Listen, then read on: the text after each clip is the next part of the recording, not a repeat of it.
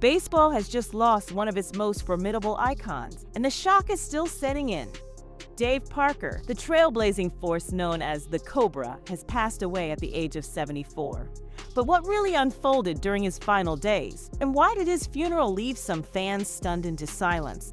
Today, we dive deep into the legacy, the controversies, and the emotional goodbye that's shaken the entire world of sports. Dave Parker wasn't merely a baseball player, he was a cultural force, a towering presence in the game who combined pure skill with raw charisma and a headline-making attitude that matched his home run count. But beyond that iconic smirk and powerful swing was a man fighting personal demons, battling health complications, and facing more controversies than many ever truly realized. In this video, we're moving past the headlines. We'll walk through the unforgettable highs and crushing lows of Parker's journey. We'll dive into the heartfelt responses from fellow players and fans after his passing. And we'll uncover deeply personal moments from his funeral moments that left many in tears. You won't believe who showed up unexpectedly and who was noticeably absent. Did Dave Parker ever really receive the recognition he deserved while alive? And how did the struggles he faced off the field help shape the man he became in his final years? Stick with us because what we're about to reveal might just transform the way you remember the Cobra forever. Long before the fame, the awards, or the headlines, there was a young boy from Cincinnati with a dream bigger than his city. David Jim Parker was born on June 9, 1951, in a blue-collar Cincinnati neighborhood where sports weren't just games, they were a survival tool. He went on to attend Quartertech High School in Cincinnati, where he stood out instantly as a rare athletic talent. Tall, muscular, and agile, even as a teen, Parker could have easily pursued a professional football career, but instead, it was baseball. It was the crack of the bat, the intensity of the game, and the rush of the crowd that captured his spirit. Thankfully for baseball fans everywhere, he chose the diamond over the gridiron. In 1973, Parker made his major league debut with the Pittsburgh Pirates, and it didn't take long for the league to realize they were witnessing something special. He wasn't just talented, he was electric. A powerhouse at the plate, a blur in the outfield, fearless in every move he made. By 1975, he was already grabbing national attention, and in 1978, he was named the National League MVP, boasting a staggering .334 batting average, 30 home runs, and 117 RBIs. It was in this era that he earned the nickname the Cobra, not only because of the way he struck with quickness and might, but also due to the effortless way he intimidated both pitchers and fielders. Parker didn't just play baseball, he ruled it. Yet with that dominance came drama. His groundbreaking $1 million contract, one of the league's very first, stirred plenty of controversy. It sparked outrage and stirred envy among teammates, members of the media, and even fans. Questions began to surface. Was Parker too flashy, too bold, or just ahead of his time? Still, game after game, he silenced his critics with his bat. He became the defining face of the Pirates during one of their most electrifying periods, playing a key role in leading the team to a World Series title in 1979. That same year, the team embraced the song "We Are Family" as their anthem, and Parker, despite his terrier, was the big brother in that locker room family. But this is where the story starts to turn behind the curtain. Dave Parker was beginning to fight a very different battle, one that would haunt him for many years ahead. As the 1980s began, Parker found himself at the height of his baseball fame. Crowds cheered louder than ever. His endorsement deals kept growing, his face became a staple in pop culture. But the brighter the spotlight, the darker the shadows that surrounded him. What fans couldn't see at the time was the storm quietly brewing behind the scenes. While Parker continued to deliver elite-level performance on the field, rumors began circulating across the league. Stories of late-night parties, tensions in the locker room, and drug use.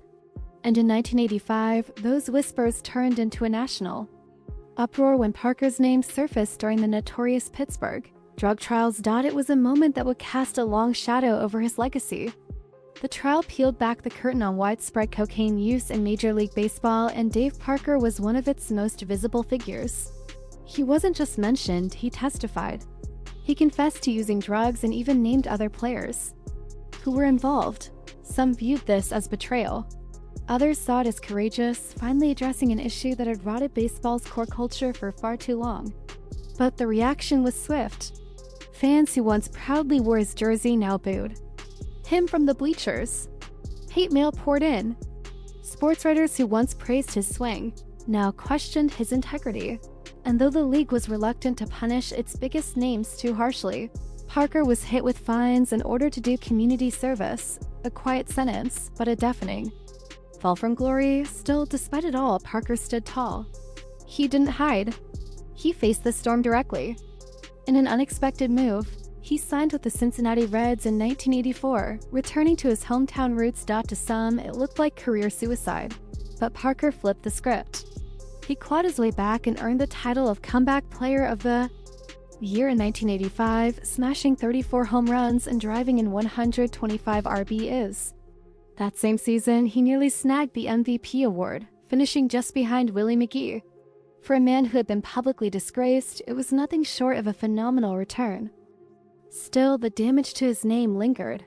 Even though his numbers were Hall of Fame caliber, Parker spent the remainder of his life fighting to win back the respect he had once earned, not just from the fans, but from the very game he helped revolutionize. But Parker's story wasn't finished. As the 1980s came to a close, he stepped into a new and unexpected role, that of a mentor. He began guiding young players, pushing for drug education, and speaking candidly about the dark road that had nearly cost him everything. He took the pain of his past and turned it into purpose. Yet, one question continued to haunt him for years. Would the baseball world ever truly forgive him? And if you think that was his greatest challenge, wait until you learn what happened to his health in the years that followed. Because the real fight didn't begin until much later, when Dave Parker received a diagnosis that would forever alter the course of his life. By the time the 1990s arrived, Dave Parker had already built a legendary career. He had played for 5 different major league teams, notched over 2,700 hits, launched 339 home runs, and tallied more than 1,400 RBIs. He had been selected as an All-Star 7 times, earned 3 Gold Gloves, and claimed 2 batting titles. On paper, he was one of the all-time greats. But behind the stats, a quiet war had begun, one that had nothing to do with scandals, records, or Hall of Fame debates. In 2012, Parker was diagnosed with Parkinson's disease, a degenerative neurological disorder that gradually robs the body of its ability to control movement. For a man once known for his strength, his speed, and his overwhelming physicality, it was a devastating blow. Yet, true to his nature, Parker didn't fold. He didn't retreat. Instead of keeping it hidden, he went public with the diagnosis. He used his voice to speak for others living with Parkinson's, opening up about his personal fight and advocating for more awareness, support, and scientific research. He founded the Dave Parker 39 Foundation, named in honor of his legendary jersey number, to help raise money for Parkinson's research and to provide aid to underserved communities impacted by the illness. In interviews, Parker revealed that the most painful part of the disease wasn't the physical symptoms, not the tremors or the fatigue, but the inability to do simple things, like signing a baseball for a fan or tossing a ball to his grandkids. Still, he never let go of his humor, his warmth, or his vibrant spirit. In one interview, he quipped, "If I can hit Nolan Ryan's fastball, I can damn sure fight Parkinson's." As time went on, his condition became more apparent. He moved from using a cane to relying on a wheelchair. His speech slowed, and the booming voice that once commanded locker rooms and stadiums softened. But through every stage, he kept showing up at games, at local events, and at Parkinson's awareness campaigns. He never stopped pushing forward. Fans who had once booed him from the stands were now lining up to thank him, not for his stats, but for his bravery. Former teammates like Barry Larkin, Eric Davis, and Tony Perez praised him openly, honoring him for his leadership, his perseverance, and his heart. Many began campaigning for his induction into the Baseball Hall of Fame, insisting that his stats, leadership, and impact on the game had more than earned him a rightful place in Cooperstown, regardless of his past controversies, and still, the call never came. Year after year, Parker was overlooked. His name would appear on the ballot, attract support from dedicated fans and seasoned sports writers, but he never managed to pass the voting threshold. It was a quiet heartbreak he carried with him. Always gracious in public, yet unmistakably disappointed. For a man who had given so much to baseball, being excluded from the hall felt like one last insult. Still, Parker redirected his focus to what truly mattered: his family, his foundation, and his battle against Parkinson's. As his health continued to decline in recent years, he moved into assisted care, though he remained mentally sharp and alert. He continued to work behind the scenes with advocacy groups and occasionally appeared in video messages to stay in touch with his fans. Then, on June 20th, 2025, the heartbreaking news broke. Dave Parker had passed away at the age of 74. The entire baseball world paused.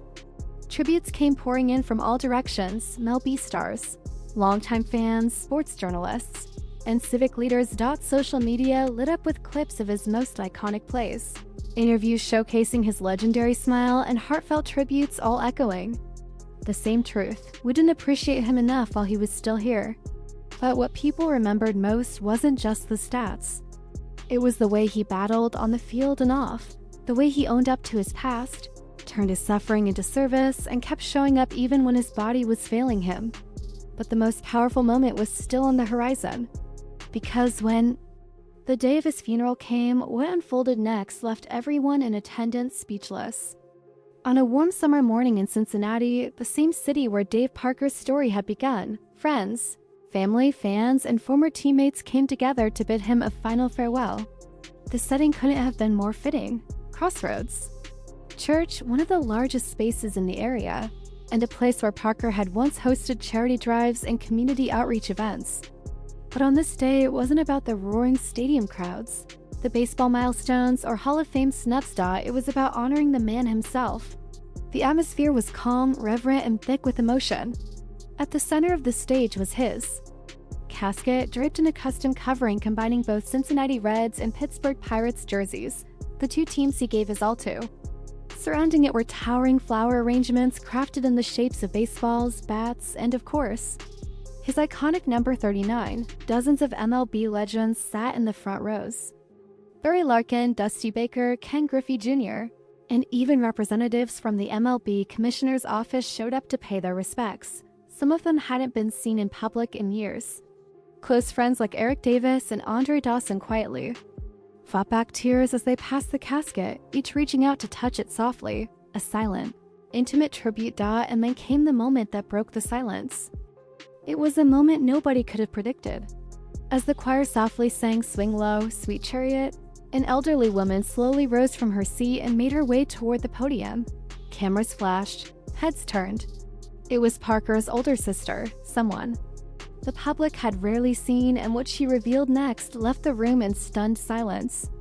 Through a voice choked with emotion, she shared that Dave Parker had secretly covered medical bills for more than 40 Parkinson's patients in the Cincinnati area, many of whom he had never personally met. He didn't want recognition. He didn't want the spotlight. He simply wanted people to know they weren't battling this disease alone. "He told me," she said, "if I can't beat this for myself, then I'll beat it for someone else." The room was visibly shaken. People who had always seen Parker as a towering sports figure were now seeing something even greater: a quiet, unsung hero working in the shadows. Moments later, Eric Davis stepped up to deliver the official eulogy. Voice trembling, he spoke. "Dave was the kind of man who made you feel like you mattered, even when the world tried to forget you. He showed us how to play, how to fall, and more importantly, how to rise again."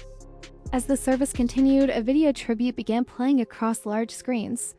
It featured never-before-seen home videos, Parker dancing with his grandkids, cracking jokes over old highlights from his playing days, giving speeches at schools and Parkinson's fundraisers.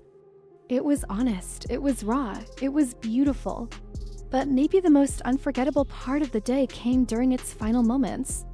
As the funeral procession started and the casket was carried out, the sound of a live saxophonist filled the church, playing a slow, haunting, and emotionally heavy rendition of "Take Me Out to the Ball Game."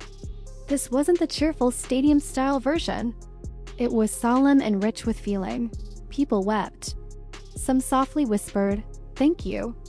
Others simply sat in silence, absorbing the weight of the life that had just passed. And as the casket was placed into the hearse, a line of young boys from Parker's youth baseball charity stood in formation, each one wearing a number 39 jersey, giving him one final salute. And here's the part that cuts the deepest. We don't always give our heroes their flowers when it still matters. Let this moment serve as a reminder. As fans, as a community, and as a culture, we must stop waiting until it's too late to honor the ones who built the foundation we stand on. Dave Parker deserved to be celebrated by the world, not just after death, but during life, and maybe, just maybe, if we keep telling his story. If we continue to speak his name and carry his values forward, then it's not too late to give him the legacy he rightfully earned. Rest in power, Dave Parker. You were and will always be the people's champion, both on the field and far beyond it. If this story touched you even half as much as it touched us in telling it, don't let it stop here. Hit the like button, share this video with someone who loves the game, and drop a comment below with your favorite Dave Parker memory or your reason why he belongs in the Hall of Fame. And be sure to subscribe for more real, raw, and respectful tributes to the icons who shaped our lives, especially those who didn't always get the recognition they earned. Because here we remember the overlooked, and we honor the ones the world forgot.